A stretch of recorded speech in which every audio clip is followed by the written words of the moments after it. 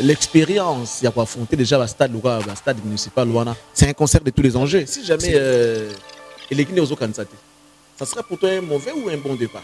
J'ai l'optimisme en moi. Je n'ai jamais été pessimiste. Ça sera toujours positif. Si vous préparez le combat, vous avez des négatifs. On a net. On a eu des dégâts. On a la GT qui est au spectacle. Il y aura le monde. Ce monde là va écouter quoi? Ce monde là va écouter ma voix. Ok. Dans l'interprétation, il y a un grand chanteur. On va chanter le rôle en Tessa. On va chanter le rôle à Carlito Lassa. On va le rôle à Kester Emene. On va le rôle à Papa Wemba. Mais tu faut tellement. Mais c'est quoi? Pourquoi tu as voulu perdre beaucoup de temps? Parce que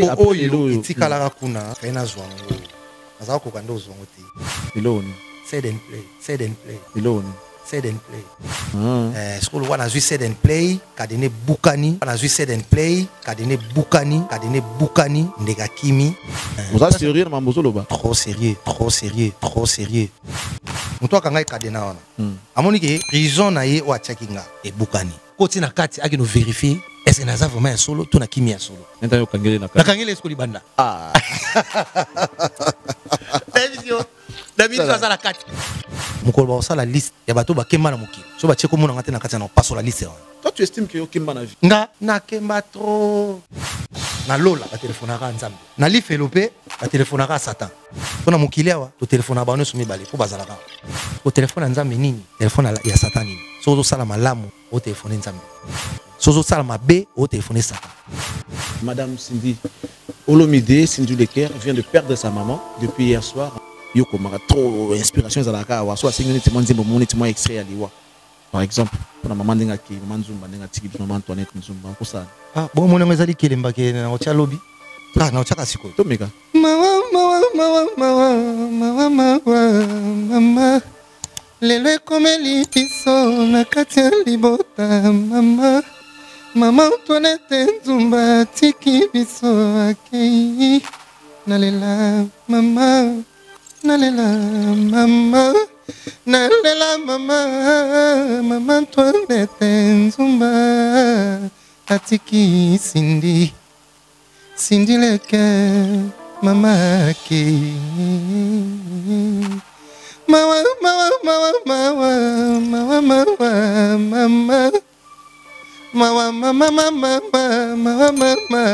ake. Maman Antoinette Nzumba tiki biso adieu naleli maman Antoinette Nzumba atiki Cindy kolela nanga yango yo naloyembo naleli. Voilà, les 12 on va venir depuis à partir de 14h on sera déjà là. Oui, merci. Pour bananer. Titre en anglais Set and Play chante les grands chanteurs. Na melaka ngora tina mama. Oh mama ye na melaka ngora tina chouchou pona longo la souci bakala mukwela mame bakala mukwela tate mopa opena mokonzi na ebite kwa ve pena loba pena esaka lengi moko boye oyeba mosala kwa. J'ai perdu ma femme sans avoir mérité oh. Sur les autres branchés les rossignols chantaient, chantez rossignol, chantez moi la maman, chantez rossignol, chantez Eménéa. Morilobi Multiservice, votre premier partenaire dans l'import-export, livraison à domicile et facilitation des dédouanements, s'élargit davantage pour votre plus grand bonheur. Retrouvez dans notre catalogue des services Morilobi Security. Nous assurons votre sécurité résidentielle, votre garde rapprochée et le service funèbre avec l'art absolu du professionnalisme. Morilobi Multiservice, c'est aussi la vente et l'achat des véhicules de toutes marques en toute sécurité. Morilobi Multiservice, nous assurons également le nettoyage de vos maisons, vos bureaux, votre hôpital et tout autre appartement à travers notre service Morilobi Cleaner. Groupe Morilobi, Nakati ya Kinshasa, avec Pepe Mbongo Mavolobandi. Pepe Mbongo Mavolobandi. Bayuma Bavida Kala. Retrouvez-nous à Kinshasa au numéro 74-76, avenue de la Démocratie, ex-Huilery, dans la commune de la Gombe ou encore dans nos succursales à travers le monde, en France, en Belgique, en Allemagne, à Dubaï ou encore en Turquie. Pour tout contact,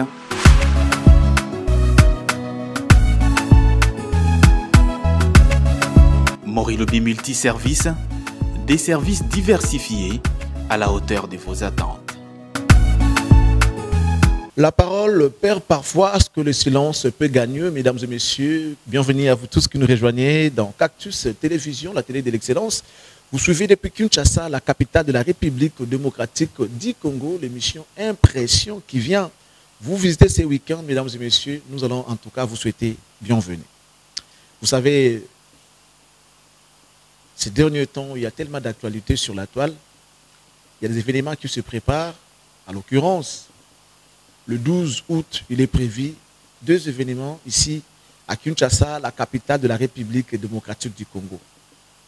Il s'agit là du stade de martyrs de l'artiste musicien Félix Wazekwa et du stade municipal de Massina avec l'artiste musicien Seden Play, transfuge du groupe culturel PIV de Félix Wazekwa, évidemment. Alors, tel est notre travail, c'est de pouvoir promouvoir, faire la promotion des œuvres et des événements des artistes musiciens. Voilà pourquoi, à notre manière, on va essayer de vous rappeler que ces concerts auront bel et bien lieu au stade des Martyrs et l'autre est au stade municipal de Massina. À vous, les libres arbitres. Voilà. C'est à vous de faire le choix. Nous, ce qu'on peut faire, c'est de vous dire qu'il y a 2 événements ici à Kinshasa. Comme le 24 juin, il y en a eu aussi 2, je crois. Et il s'agissait de Félix Ferrego là, qui a joué au stade de Martyrs et Didier Lacoste qui a joué au stade municipal, hein, terrain municipal de Massina. Donc ça veut dire que les fanatiques ou encore les mélomanes de la bonne musique ont eu le choix. Donc c'était à eux de faire le choix là où ils voulaient partir. Donc aujourd'hui également, nous vous amenons ces 2 grands événements qui s'annoncent très bien. Après le jeu de la francophonie qui est la 9e édition, il y aura ces 2 grands événements. Mais sur ces plateaux, mesdames et messieurs, c'est lui qui nous a ouvert ses portes. Il s'agit donc de l'artiste et musicien Seden Play, que nous allons recevoir. Question de faire la promotion de son concert, parce que ça sera une toute première fois. Vous savez, depuis qu'il a quitté les groupes, on l'a vu passer à la télé, question de communiquer par rapport à ce qui s'est passé. Mais après, il y a un temps pour tout. Le lot, il y a combien de temps, il y a concret. Non, concret, c'est quoi les animes. Premier concert, il y a apparition, a préféré dans le terrain municipal de Massina. Ce n'est pas une messe à faire. Hein. Terrain municipal de Massina, est-ce que bien, est-ce que bien? Nous, ce qu'on peut faire, nous étant journalistes, étant communicateurs, étant marketeurs, tout le monde qui est bien, ça y est bonne chance. Mais on souhaitera aussi avoir les confirmations et les assurances chez l'artiste lui-même par rapport à comment il est en train de se préparer pour affronter ces stades municipaux. C'est d'un play, bonjour. Bonjour Charles Prince. Bienvenue, Toyambio Lussousou. Merci. Pour la 1e fois. Merci, le plaisir est partagé. Merci beaucoup. Les solos est allé à stade municipal de Massina. Tout à fait. Les 12 août 2023. 2023. Déjà, 14h. La date, c'est coïncide. Ils allaient concert, na eu à Liboso, la carrière na eu en solo. Oui, oui. Aujourd'hui, tu as une intention d'abord parce que moi, je pense que tu avais tout le temps de te préparer. Bon, si je bien, au qui salle bien, salle bien, au petit concert, il y a apparition. Pourquoi vouloir commencer dans le stade municipal local à Massina qui n'est pas aussi moindre? Ah d'accord, merci. J'aurais souhaité recommencer par saluer Batune Soiseau Lananga. Comme j'ai toujours dit, donc bonjour, bonsoir, cela dépend de l'ère où vous me captez à ces moments. Seden Play, pour tous ceux qui ne me connaissent pas encore, je suis un artiste et musicien de la République démocratique du Congo. S'il faut le dire, artiste avec un grand A, parce que, à part musique, art monsieur Ezali, au fur et à mesure, tu vas découvrir quoi. Ok. Donc voilà. Pourquoi dans banda na stade municipal ya Massina, na carrière na na bandi, au lever ton, Beba Botami, c'est d'un play ba EBT. EBT, si on ne va pas comprendre qui est c'est play. Voilà. Na makele le bébé sora Botami, n'enga le la inge. Nous sommes appelés na bébé fatala, ole la nini ko, t'as tam so asubi, tam so lo soyez. Voilà, et que Batama va s'approcher. Et je me suis dit non. Étant natif, Yamassina, des choses à banlieue, à côté de Tchangou, on a préféré que aussi, comme moi, on a Botami Sika, Botami na Tchangou, on a Banamaké, on a Tchangou. On a Talaki, place ni na Koko Banda. Bon, tout ça rappelle à moi un stade, on a Bisomo, il y a Zélo, terrain municipal Yamassina, BKTF, comme on a toujours dit. Et puis, c'est un player où il y a Manini. Bon, la Botami Sika. Nazo pesa batuka nini tindi na bandawana. On a démontré bateau de quoi je suis capable. Naza na banzembo te, bima ki nzembo ya ngai batu ayebi officiellement. Moi ke ne nazo ko laksa batu ke moneti oyo ngam na salaka, moneti oyo batu comprendre que oh. Aza pe na écriture. Voilà, yango na talaki no na yemba nga batu. Oyo ba marka et batu nini des grands chanteurs. Voilà, la motivation, je ne sais pas.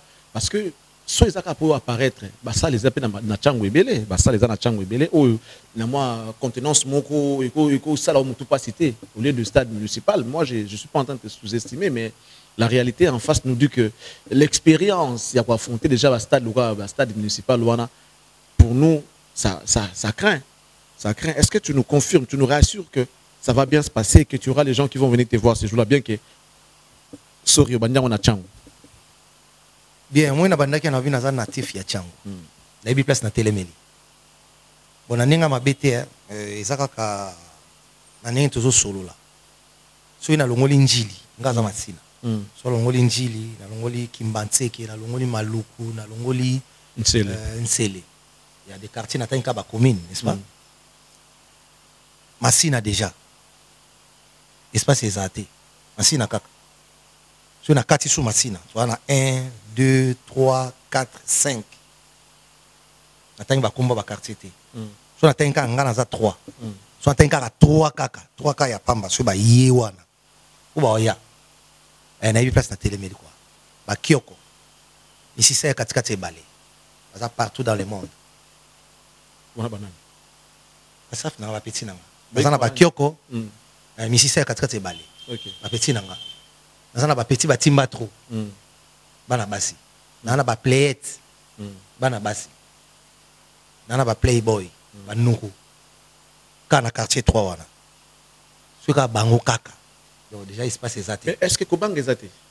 Netini. Naza shenga na banga netini. Kobanga netini. Est-ce que na Kobanga netini? Kobabuza bien mais tant makambo ko maka jour ngota na bo to komi 14h ko. Ba nzunga ngo yango. Os envisager mon terre. Et si jamais bon, si jamais l'équipe aux candidatés, ça serait pour toi un mauvais ou un bon départ? Sur l'équipe aux candidatés parce que c'est un concert de tous les enjeux, c'est aussi un concert de tous les défis. Ce qui est l'équipe n'engue aux candidatés. Tu vas faire un bon ou un mauvais départ? Écoutez, optimiste que je suis. Je l'ai toujours dit, j'ai l'optimisme en moi. Je n'ai jamais été pessimiste. Ok. Ça sera toujours positif. Et il faut parce que tu es optimiste. Mais je te dis, d'abord ça. Moi, je suis préparé loco. Il faut être sûr que loco n'a préparé un combat, il faut gagner. Ok. Si vous préparez un combat, vous avez des négativité. Je savais que tu as combattu le bruit. Je savais. Ben oui, je savais. Et vous préférez que les gars là. Tu comprends? Je savais. Bien que vous comme un boy. Bah, au Bengana yo. Bah, au photo 10 000 francs. Tu sais, au Bengana, silicoti, 10 000 francs, moi, on a donc. Mais au bio, tu savais qu'il est comme un boy. Il faut que nini. Ah, oui, bah, nini. Oui, bah, nini. Qui doit comme le place Bozawe. Oui, bah, nini, je savais qu'il y a né l'idée. On a ça la démonstration dans le quartier. lokola bacaméra ezalaka te basérie wana ozalaka na nani batelefone te bato bafilme babomba baimage yango moyen to moni mundele sobi Michael Jackson alakisa yo aza susu te balakisa yo baimage ya ba 5 ans ba 6 ans ba 7 ans ba 10 ans ebima yanga siko ebima te mais du moins ba photo eza parce que mon ono ça mona masina mabaka 28 et pas na biso bayebi lupango wana quoi comprends wana ko sane bayebi lupango wana nini za oleka wana activité culturelle nini za oleka na lupango wana na ba bien mutu no sa yebi ngalo ba masana ngwa ba Chilesbi akani mo pusa que je salue na Sud-Afrique na neti Yannick Nia Rombox petit nanga na âge vie nanga na la OK ayebi makamna oloba nga ayebi ya l'arte petit nanga ya piaka batu ayebi sikoyo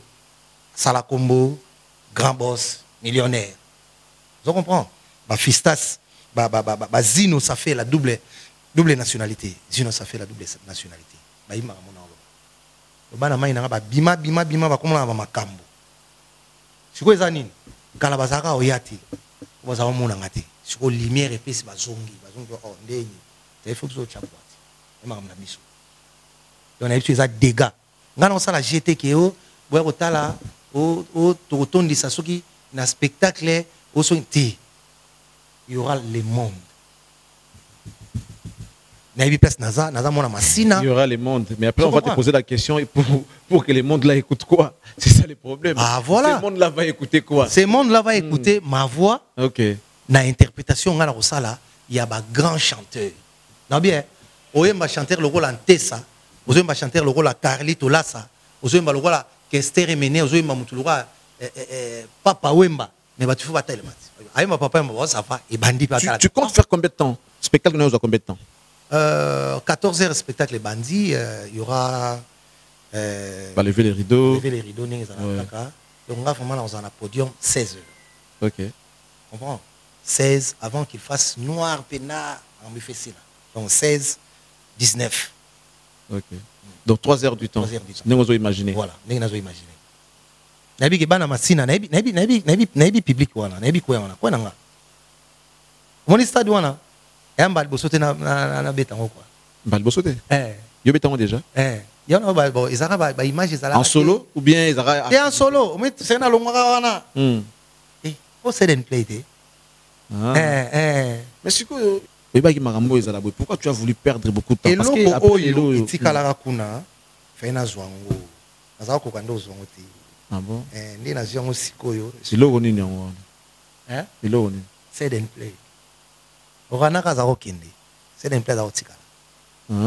Skolo wana zwi c'est une play kadene bukani ndeka kimi. Sko erreur basali. Erreur basali. Mutu akanga kadena wana. Amoni ke prison na ye o achakinga. Je suis sérieux. Prison na achakinga et bukani ifungwami. Voilà, accompagner ka kia pecho aza sauté akimi. To ba bimisi to ba kimisi. Pour prison ami balette soit ba kimisi soit fungoli ba bimisi yo.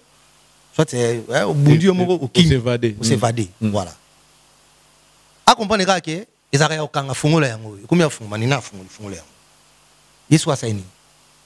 À côté na kati aki no vérifier est-ce que naza vraiment un solo to na kimi ya solo nta yo kangele na kati na kangele esko libanda David ça la kati ngaso naza libanda siko moni siko mutu azaki na prison ba monete siko tanga bimi ba total en tout cas okenda otanga salité boy vraiment vous comprenez siko mukili yango emoninga siko pona libanda boso za mona ngati poza ina kati. On va donner raison à Wazeko qui a dit que si vous avez un moutou, azonga souté. Ce que vous avez fait tourner aux ongles, c'est que vous avez un loco. Ah, n'est-ce Wazeko comme Taloban. Donc, yo tu zonga bobu sangue loco. Oh, na bosa na essaie de play, on va parler de yo sko kuna sko za zonga la nini buena boye. Bato ba lo babongo. So une réponse te réponse yango. Donc Wazeko il est vraiment. Na za zonga to. On a zo essaie de play. Na za ko kati. Attends, les gens qui nous regardent vont comprendre et puis on a une spiritualité. Mais quand c'est dans spirituel. Vous êtes sérieux, Mambozo Loba? Trop sérieux. Moi, je vais contrôler ma soki ezalaki mpe na bandenge basambaka ndenge na bapays mosusu toyokaka banigeria babenin batogo bato ebele basambaka kwa na makambo oyo makambo molili makambo molimo leta yebi yango te oyebi kasi yana lobi te otangi motu otangi motu te yango nalobi soki ezalaki leta ya bapays mosusu nde toyokaka basambaka makambo wana esi esambama poso otie tembe mpe balakisi otala moni mais awa sikoyo ezalaka te donc oye tokende makambo wana eza te yango tokende yango kaka physique quoi tokende yango physique yango nalobi na miyebi place naza set and play nayebaki ke ezala boye na sens nini ke parce que je suis leader de 100 na pouvoir déjà yango na quartier nanga oyo aza mwana masina na quartier nanga po bato ya Kimbatseki bato ya Kitambo bato ya Matete bato ya Lemba ngiri Bandal je sais moi où non va comprendre bien te autant déjà eloko ezobima o silikoti naibisi silikoti c'est le générique silikoti dasa yaya place bato va comprendre ce que et kebako to yebisi ko joy moi te kana bimisi bitumba pona bimisi bitumba ne kana bimisi bitumba mokirisko e comprendre ce que nana bimisi bitumba nana bunda kuna ojo mo we den alingi nini expliquer ah bon obiga dans la raison sur 100% 99% baza na ngambu nanga ngaso pe nazaka na ngambu bata 99 wana 1% wana bo putana ka ne bo putana voilà Jonathan Pondela yo so concept mambo ça a raison Jonathan Sindani on a raison Javier oza pe na raison na zo kansa ndena o kansa te ndenge za bongo balobi ki nga za banzembo te la siki na banzembo na raison te babi bafuta ngai na la siki bafuta ngai 10 000 francs mais siko faut pas sur raison faut za bosambi na mutu to bi que jusque là ezaka yo mutu lobi makambo na mutu to lobi yango te yo makambo ya confirmer oyo ezaka yo mutu lo bango ke mutu makambo banzembo zo ba ko za na ngo za la ki na ngo pesa ko sala ki bina mutu a contredire yo peut-être non pe mutu a confirmer makambo lobi te jusque là bon siko to pesa yo raison nini na éviter ba ko benga les premiers ndenge nzo na tout monde l'échec était na éviter ce que comprendre yango ce qu'on a zo lo baboy mukolo ba osala liste ya bato ba kema na mokili so ba cheko mona ngate na kati na passo la liste wana ba passo la papier wana na zo pa papier munene Jonathan Sindani ya na papier munene set and play bona zongsi bino bo continuer siko pourquoi j'ai dit ça pour lui ça faut appeler à côté na bino pour sonner na brazayo za na parate ba neni ki yo kema te na lobi kaka muko ba osala liste kasi liste muko ba osala ngo c'est que place ngana zate place yo za so écouter ngana na ibanda ta kuna pa bayaka na il faut na contrôler ngo ni nango bato batondi bo bato na gungu to na idiofa o ba osala liste bato bakemba na ya pe na laksa na natani ngana zate nga mo na passer oh papa passer zela na juste papier musumo c'est l'impression le côté liste na écoute nga toi tu estimes que yo kemba na vie nga na kemba trop mo ndeza wana mukolo nzamba sala ko loba nga salaka comprendre nzamba sala courage nga salaka mukolo nzamba sala patience ko zela nga salaka comprendre boko kemba ndesko na weba test nzamba mtasala ngo to sata yo mto weba bible bien na sa okemba Amba Satan a la biso. Satan. Le roi surtout sarane ana mukili. Écoute yo. Écoute ngako. Donc ko basaka okemba nazalaka. Na kemba trop. Yango mona zolo baboy. Ko biso bato to saka maloba. Na zolo baboy. Na lola. Ko va na lola. Ba telefona ka nzambe. Yim dazala kuna. Numéro monsieur le kati. Atala bengi Charlie Prince nzambe mtayamba. OK. Na ko expliquer. OK. Na li felopé ba telefonaka Satan na lola ba telefonaka nzambe na lifelo ba telefonaka ka telefonaka Satan siko ana mukilia ndeto sawa landa bonya obia siko na mukilia wa to telefona ba oneso mibale po bazalaka to ala na bango siko telefona nzambe nini telefona ya Satan nini so to sala malamu o telefone nzambe OK va d'accord nanga ouais tout à fait so to sala mabe o telefone Satan tu es un bon élève quand même tu apprends bien bon élève pas pour bonya o za siko za ki yango ekolo ba bonya tika makambo yo na nini makambo oteko on est dans bon élève quand même tu apprends maseke bima Ngala na makila. Bozala na ba tela tableau, botanga ngo na tableau place bozala. Ngala na makila. Écoute ngo partout de beaucoup de sagesse, ko to ba beaucoup de sagesse grave. Ngala za professeur. Sagesse soki ya nani yango so ya nani yango eza probabilité. Mais ngai pe naza na ngo na kati ya nzote. Yo falo botama wana pour comprendre. Te na botama wana te. Yo faut zala wana pour comprendre. Mwana babandona les cas il faut comprendre. Mwana babandona. Tu sais. Mwana babwaka. Dis les autres abisso honore ton père et ta mère. Balobité qui est ton père responsable. Balobité qui est ton père ceux qui n'a pas honore ton père et ta mère. Biologiquement parlant, c'est d'un play. Oso bangate que tous on a na Bible qui non sozo téléphoner Satan téléphoner na Nzambe. Tout aux ongi wana mona que tu es dans les bons. Parce que apparemment sozo ngo nier paternité ya moto. Ozo ngo longo mi longo na kati ya buku ya bana ya moto. Quelque part tu es en train de freindre les règles. Tu enfreins les règles. C'est d'un play. Je me défends. Hein. Ouais. Vous savez quoi? Moi na wa yebi tata na yi. Ayebi maman na yi. Soit solo ba mabe ya tata na yi to ya maman na yi. Tant mususu, bo tant musu te mais et Rolanda yi. To lo ba ndingo lo bi wana. Mais moi na yebi tata na yi te. On yebi tata na mais tata peut-être né. Tika landa développement nanga. Na total soit na lola ba tefuna ka Nzambe. Ali felo ba tefuna ka Satan. Mais na mokili awa to tefuna ba on so mibale. OK. Comment? On a développement bien. Vous avez mutamayele. Oyambi pe mutamayele. Na mi beta pe na to. Merci. Pour ça tata oyo aboti mwana abuaki. Alingi mwana wana ti. Ezake ana tina na eti. Mwana s'est développé. Ami koleleli na bazandu na banini tu ami komi pe mutu. Bana wana obi ki baza? Oui. Bana barasu wana. Oui. Ce qu'on nous expliquer que ngana ebi tata na yo mon tata no ko komone boy. Réponse à moi na ezani. Nga ebi ete. Nakanda. Hein? Nakanda. Nakanda te oh. Yo nous expliquer nga tata nga ebi ete. Ba prévenir. Naissance ya set and play. Surtout rozo mbang mong et après. Ndokande tata Alaksa Batuke mwana ngaye. Il a fait ça aux autres. Na bandela. Tanga salaki pona ngate. C'est que na zala kité. Et tata wana kaka komo tinda batu. Po ba la ba OK. Oh, il y a zo lo babon ba oui parce que azala kité, ba zo confirmer. Comment voulez-vous tata wana ngana leka na TV pour na pesa ba loge? Je pense pas. Nzamba se pe na ngate. Non mais éloge ya monter bonga et ça éloge te pour na kaka soki muta a sali le bola monter. Mais le fait de passer par yé ko bota maga na libo mona yé kaka il faut le ba porte lelo. Le bimisi bitumbo. Il faut nini? Il faut le ba porte. Kanga. Bitumbo bimi lelo yo. Po utaki ozamona tata wana so kanga bitumba nene. Et kanga. Si tu vas gagner ozo bunda, c'est de bunda kuna pas azana raison. Po uti na libo tata. Jésus Christ mutabimisi nga. Nga mote. Nga na yi dibat. On va battre les belete. Je regrette ça, bah tu veux pas comme l'anga, l'exatan kuna, na l'exanga na yebagi.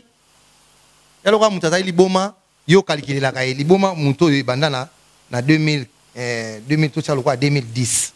Toi là on a 2023. Ça fait combien 13 ans, n'est-ce pas? Tant ayeko bonga ba kangolier. Oh, c'est Jésus-Christ qui a kaye muta kangola. Tant Jésus-Christ a kangolier, ce que je vais expliquer moi yo bandana ba 2010 hein. Aye bandé. Mais voyez c'est histoire. 13 ans, il va peut-être histoire. Parce qu'il va peut-être histoire. Histoire, ouais. Mais histoire mais les voilà, les 12 on va venir depuis à partir de 14h on sera déjà là. Oui, merci. Pour bananer. Parce que autant papa Wemba, Bantessa, autant Carlito. Bon, d'autres émissions Nathalie Oba Ferré, ba Fali, ba héritier, autant ba te belé sur nos tout na vocabulaire.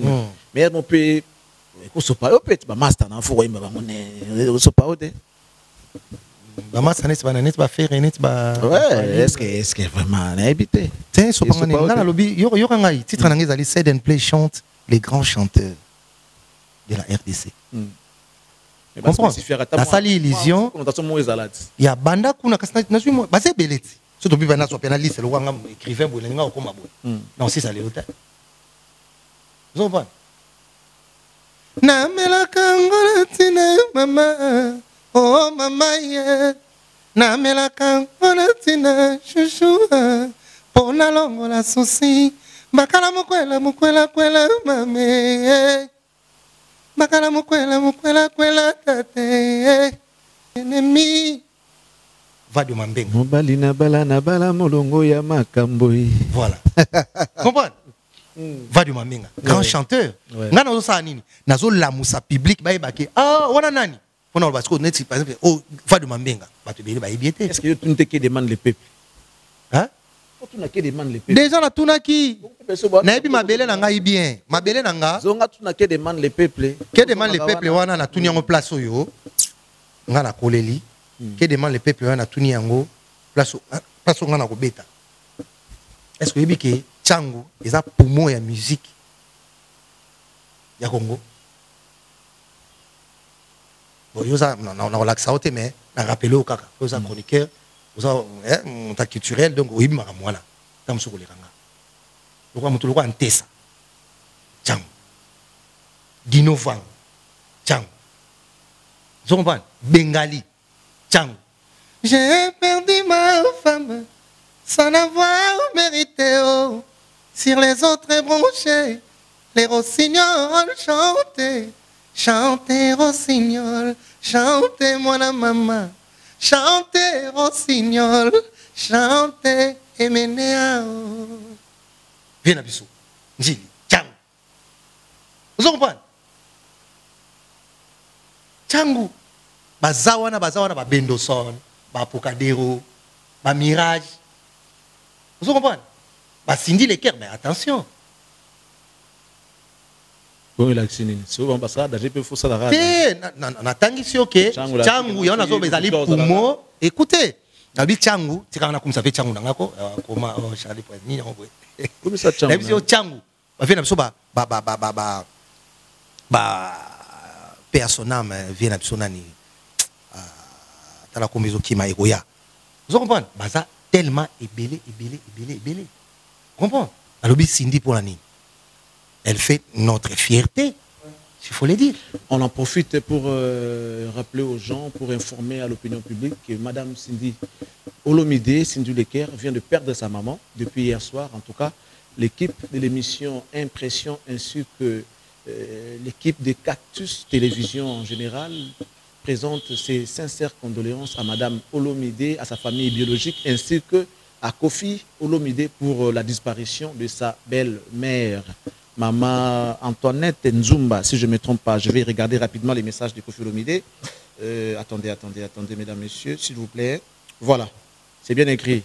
Maman Antoinette Nzumba, la maman de Madame Cindy Leker, nous a quittés depuis hier soir. Merci à Kofi Olomide de nous avoir informés. Et nous en profitons vraiment pour présenter nos sincères condoléances à la famille biologique de Mme Cindy, ainsi qu'à elle-même en particulier, pour papa. À vous aussi, cher aîné Quadra Koraman Kofi Olomide, la légende de la musique congolaise. Yo, présentez vos condoléances. J'en profite déjà. Ok. Informé, je ne savais pas. Depuis hier. Donc, je ne savais pas, j'ai serré de la partie. Donc, mes très sincères condoléances à vous, Madame Cindy Leker. Cindy Olomide. Cindy Olomide.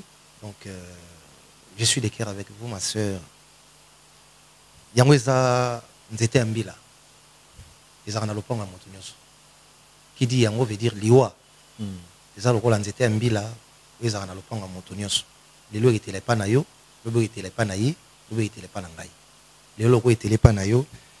Maman Atikibiso, maman Antoinette Nzumba, donc paix à son âme, qui est la terre de nos ancêtres. Il soit très légère et très douce. Donc voilà, et mes sincères condoléances aussi à notre vieux Kofi Olomide, parce qu'il jouit Cindy Leker directement, n'est-ce pas? Et Molongani. Mais oui, comment voulez-vous? Donc, Songambeli, V, tout ça, tout ça, programme, tout ça, mais il y a une liste aussi. Nani? Profitez dans la Kofi Olomide. Grand chanteur. Massa Wazé, quoi. Pour mécater qu'on a pour les monstres d'abord. Makamwane talingate. On a profité aussi de même cœur na Neronangai Goga héritier Watanabe héritier ok Natala qui on kaka na na net makambo ekomelaki na Guinée, j'espère. Guinée équatoriale. Voilà. Donc ils ont un accident. Dieu merci, le gars là Nzambe, il y a danger et salamité quoi. On m'a qu'il est tangi kaka et aux autres ils ont donc courage, courage n'a pas guerrier surtout il y a la team il y a la team Wata. Donc c'est d'un play à de cœur avec vous et puis héritier Watanabe Goga Montona Tembe Tembe zarande na musala. On va casser Tembe on soki akiteti so ya ndenge nete Tembe na ezara ya musala. Ou l'axi boye pas l'axi qui a Yebi Boulot. Yebi Peko, grand chanteur, je confirme encore. Il va jouer le 5 août dans jeu et à francophonie. Le 5 août. Dans la 9e édition, il y a jeu à francophonie. Héritier va se produire. Fali a ouvert et Bill Clinton, si je ne me trompe pas. C'était prévu que Ferré joue les 4. Apparemment, il a fait un message pour dire que, pour des raisons personnelles, il ne va plus prester le 4 août, la nuit à francophonie. Donc, l'héritier va jouer les 5 et les 6. Il semblerait que ça sera encore Fali qui va clôturer. Ça, c'était là le message pour les comptes de la francophonie 9e édition qui se tient ici chez nous, partant du 8 au 6 août 2023. C'est un play. Oui. Dans la liste, ça va grand chanteur. Tu sais que fait le milieu. Asa. Chico, il y a un grand chanteur. On a une question. Si tu joues du Kabaliwa, par exemple, il y a trop d'inspiration. Extrait à Liwa. Par exemple, pour la maman d'Engaki, maman Zumba, maman Antoinette Zumba, on ça. Ah, bon, mon ami Zali Kelemba qui est dans le lobby. Ah, non, tu as cassé quoi? Tomeka. Tomeka. Tosekayo. Encore les grands disaient, ne sont pas les grands faiseurs. Maman Antoinette Tiki Bichou, en tout cas, paix à son âme. Moyen bien les layo siko maman, yoka moyen bien les layo. Quadra Koraman, yoka Seden Play, ou la maman Antoinette Nzumba. Madame Cindy Olomide, yoka Seden Play, allez la nayo longo, allez la maman. Mama, lelo komeli biso na katia libota mama. Mama Antoinette Nzumba tiki biso akei. Nalela mama, nalela mama, nalela mama, mama Antoinette Nzumba atiki Cindy, Cindy le cœur, mama ke. Mawa mawa mawa mawa mawa mawa mama, mawa mama mama mawa mama ake. Maman Antoinette Nzumba tiki biso adieu. Naleli mama, maman Antoinette Nzumba atiki Cindy. Kolela nanga yango yo naloyembo naleli. Kolela nanga ya suka yango yo naleli. Nakomona yo lisusu te. Cindy le cœur. Kolela mama Antoinette Nzumba adieu, Nzumba ake, Nzumba adieu, maman Antoinette ake. Nzembo ezalaka déjà. Ah te, Nzembo ezalaka. Ah te, Nzembo on dirait ezalaka déjà. Et ça la miawa. Ngana mwa wa Nzembo yo. Omoni siko dans ça nini? Jonathan Sina na za siko. A récupérer lenga mélodie yo. Te misala ka hommage à maman Pemba la morote. Kasi yango déjà. Yozo kate. Kasi yango na kato kinoga mama. Na lobi hein. Neno ebi. Ben oui. Non salango. Nzembo. Il faut pétoler la rapper ba mère na bisope. Ben oui. Ne mère atiki be bisope. Moi tu moyen bien. Ah confirmer. Obi na komondima, na komondima. Na komi ko ndima ki okomaka yo moko. Okomondima. Na bando ndima nde sikoyo. Adieu. Ake. Okoma barima. Naza mutu makambwana. Na calculer en tout te. Merci. C'est ce qu'on a vendu yango. Oyoka siko ba laquelle on tient na suka. Ngaza bongo. Oui, na s'inspirer na nini? Antoinette. OK. Ake. Adieu. Donc façon on a comprendre donc non bon. Je dis que même si madame Cindy Azali mo moyembi mais on mona que t'es dans salango. Longo ka 3 minutes. Na salango. Inspiration ya mbala moko boye sans na ebisio na salango peneza ezala une première mais na salango. Donc ce na longo ka une première année. une première ngaïté nasala iloka boye on a une grande star lokola Cindy to une grande star moko boya mboka faut moko baki kofi na katité bon nzembe sili fa o baki peka na nzembo we pa yo kaka ki no tepe ko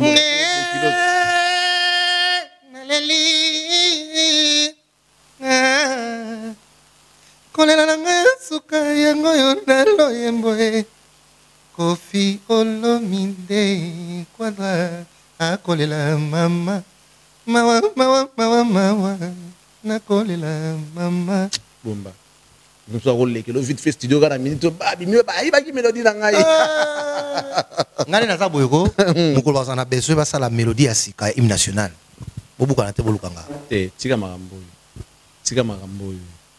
naza fils du pays tika makambo naza artiste ya mboka moto asala hymne national wana a togolais non père Boka ouais a togolais to ivoirien azana aza ko sauter so ibana besoin hymne national il faut bâtiment la cimetière papa te na lobi soki bazana besoin mboka ba changer mboka te bako changer ngopeti te na tuni yeso ba drapeau zo changer ba président bazo changer bo hymne national soki changer ça problème et problème te to ça na zali quoi mama ke naibisio